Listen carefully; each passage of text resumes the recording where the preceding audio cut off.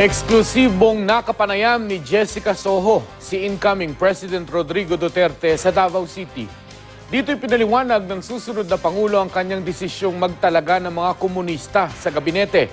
Siniguro rin niyang walang sikreto o bukas sa publiko ang mga dokumento ng gobyerno lalo na ng executive branch. Panoorin natin to. Anong klase po ng presidente gusto nyo maging? Kasi may mga natutuwa sa inyo, there are people who love you to bits. Pero meron din pong mga natatakot sa inyo, lalo na po sa inyong mga sinasabi. Would you rather be loved or feared? I really do not care who hates me. I have been in politics for 23 years.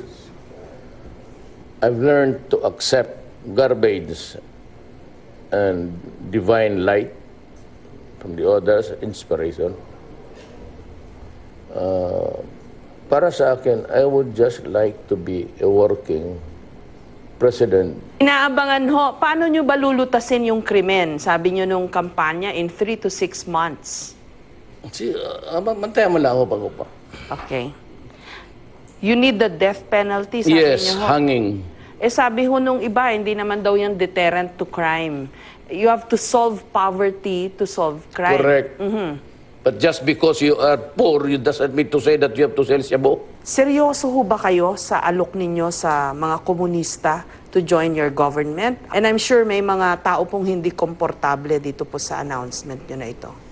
Do you want to fight forever? Do you want to elect government after government after government, 20 governments in a row, and you want to fight to death? Is that what you want? Fighting the revolutionaries, Jessica, is not part of criminality activity. It is not even a punitive action against them. Why? Because it is fueled by an ideology. Unlike a criminal, kidnapper, rapist, one who steals or robs, he is motivated by criminal intent. Sir, sinabi nyo raw ho na yung FOI, gagawin nyo na lang na EO o Executive Order. People really want to know secrets. So I would like to assure everybody that in my term, and I can only speak for my branch of government, executive, it will be no secret at all. Will media be free to report or criticize you or your government? You know, Jessica, you know very well that I've been with government for the past 22 years. Kailan pa ba ako nagmukha ng anghel sa inyo? How about dissenters in government, like the likes of Senator Trillanes, Mayor? I may disagree by what you say, but I will defend your right to say it. We are in a democracy. Kayo po ay product of diverse cultures. Yes. Visayan, Mindanaoan, Maranao po ang inyong nanay, may Chinese... No, yan na ba, Lola? Ay, hindi ho ba? May... Lola. Ay, yung lola ninyo, Maranao. May Chinese blood din daw ho kayo.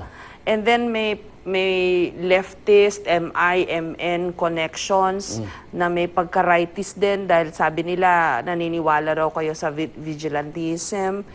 And you also have 40 years of experience in practically all of the branches of government, from judiciary, legislative, executive. With this kind of a textured and very rich background, what is the one thing that you can offer our country, Mayor?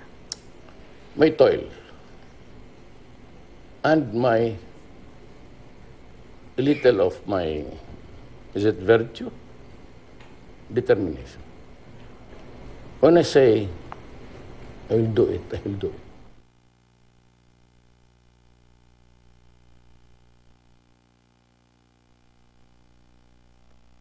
Anong klase po ng presidente gusto nyo maging? Kasi may mga natutuwa sa inyo, there are people who love you to bits.